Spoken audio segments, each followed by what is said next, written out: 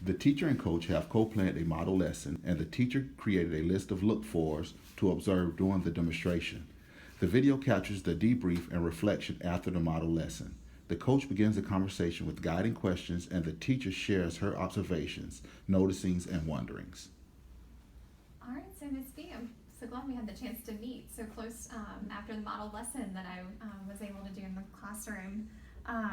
So I wanted to ask you, so during that model lesson, what are some of the things you noticed about your students? Well, the first thing I noticed is they were on task. They were actually collaborating with each other and on topic, no less. So that was a good thing. Yeah, and then, so what kind of responses did you notice in your students? Well, what I tried to do is, I used that list of look-fors, and then I just kept scripting every single thing that I saw the kids doing. And so I have some of my notes here. I scripted down that everybody was participating, and that's very good for my class. They were actually talking to each other, and I even noticed some were building on others, their answers. So it was not just a noticing, it was like an aha. And I felt like it was happening during the collaboration piece of your part where you let them start talking. Okay, so you're mentioning you saw some different things. What were some of those differences in what you saw from student to student? Well, I think the biggest things that I noticed were, some of the students that typically struggle. They were looking at each other, it appeared to be attentive, and they were actually, so I knew they were hearing the content that some of the kids already did understand.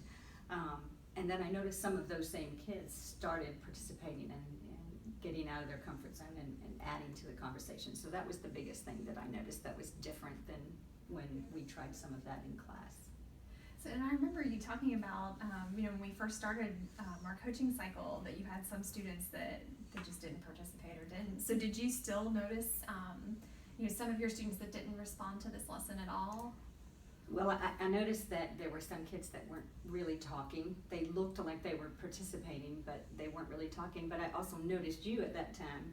You were kind of circulating to the table, and you didn't make them, you just kind of asked some questions, because I wrote down in my notes a couple of the guiding questions you asked to kind of get them to respond, so you didn't really put them on the spot. But when you did that, then all of a sudden so I did notice a couple that weren't, but it took you to get that going. So I wrote that down as one of my things that I need to make sure that I am not just circulating and listening, that I'm circulating and redirecting and getting that conversation to continue. Oh, great, forward. You noticed that, because I know that was one of the things we wrote down as a look for, right. When we first met to plan the model lesson. So that's great that you were able to see that. So based on what you observed in your notes there, was there anything else that you noticed or any other things that you were wondering about? Well, the big noticing that I think that you can't just release them. I think the biggest impact that it was your modeling first for the kids what to do. Because even though you shared with them the protocols, you shared how to do it and set the structures in place, they needed to see what that looked like, and you modeled kind of how that questioning would go and how they would look at the text, and you did, I think, like a think aloud right in it. And so I noticed that, and so I think up front, the things that I noticed is the kids knew the expectation from the get-go. They saw it modeled. My biggest thing, I guess because I did see them talking and all those things, those goals I felt like we were meeting. Now I want to know, I'm wondering, will that transfer into their writing and into the next things that we want the kids to do, independently? Yeah, which will help work towards the goal that we established for our cycle. So the goal for the students, as well as the goal for yourself. Right.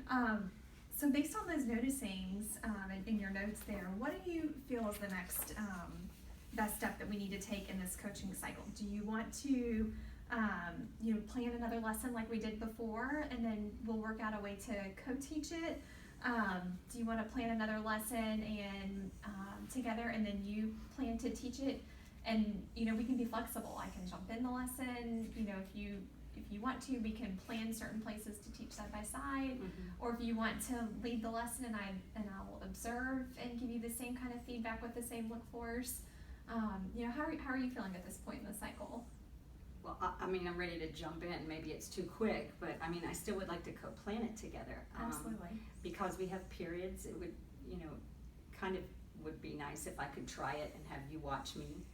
Is that jumping out of turn, or can we No, do it that's that fine, way? and we can be flexible. I mean, if in the moment in the lesson you feel like you're stuck, or you're leading the lesson because we planned it together, I can jump right in at any point. Okay. And so I'll just cue off of you, Yeah. or if I notice something happening, I can even come and just whisper in your ear, and a noticing that I have during the lesson too. So we can be flexible with that. All right, I would be comfortable with that, because I would like to, I feel this isn't new, so I feel like I'm ready for it, but at the other side, I still wanna have your impact and feedback. I think that would be Absolutely. important too. Yeah, no, I can support you however you are most comfortable during that lesson. Absolutely. All Sounds right. Okay, so we'll plan that lesson, and then we'll go from. I'm sorry.